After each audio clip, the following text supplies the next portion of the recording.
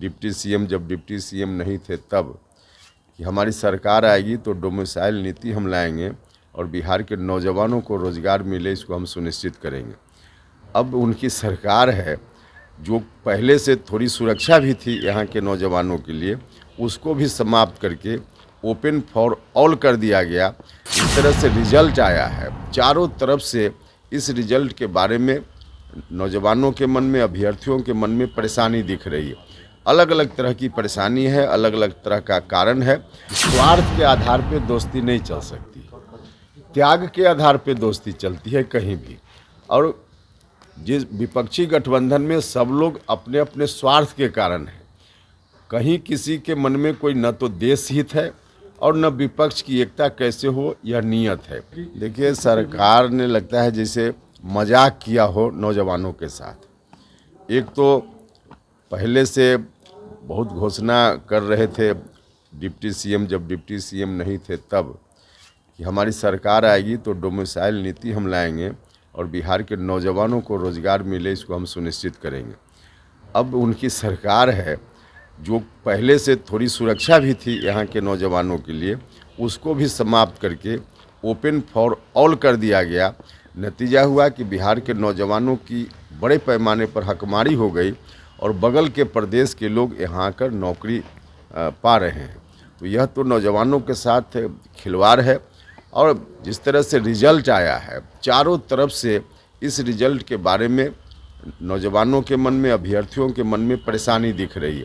अलग अलग तरह की परेशानी है, अलग अलग तरह का कारण है। अब सरकार आनन फानन में कुछ काम करती है तो नतीजा यही होता है।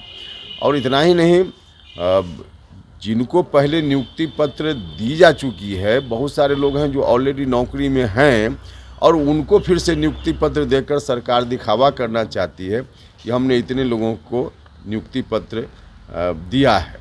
तो अब इस तरह की स्थिति में पूरे अराजक माहौल में सरकार चल रही है। आपको क्या लगता है सर, महागठबंधन के लोग जो है नए गठबंधन को लेकर काफ़ी खुश दिख रहे थे, लेकिन मध्य प्रदेश में जेडीयू ने भी उम्मीदवार उतार दिए, समाजवादी पार्टी भी चुनाव लड़ने लगता है कि महागठबंधन जो है बनने से पहले ही इंडिया अलायंस जो है वो कहने के भी कर रही है। देखिए, हम तो बार बार कहते रहे कि स्वार्थ के आधार पे दोस्ती नहीं चल सकती, त्याग के आधार पे दोस्ती चलती है कहीं भी। और जिस विपक्षी गठबंधन में सब लोग अपने अपने स्वार्थ के कारण हैं, कहीं किसी के मन में कोई न तो देश हित है और न विपक्ष की एकता कैसे हो यह नियत है। तो स्वार्थ के आधार पे जितनी पार्टी है, सबके नेता के मन में है कि आगे आने वाले दिनों में कोई बात बने तो हम प्रधानमंत्री बने। इस तरह से थोड़े होता है। तो स्वार्थी लोगों का संगठन ऐसे ही बनता है, जो आप देख भी रहे हैं। मिल करके एक बार प्रेस कॉन्फ्रेंस करते हैं कि हम लोग एक हो गए, और एक्शन में देखिए तो फिर अलग अलग हैं लोग। अब बाकी जगह जो चुनाव हो रहा है कई राज्यों में, वहाँ सब पार्टी अलग अलग उम्मीदवार दे रही है।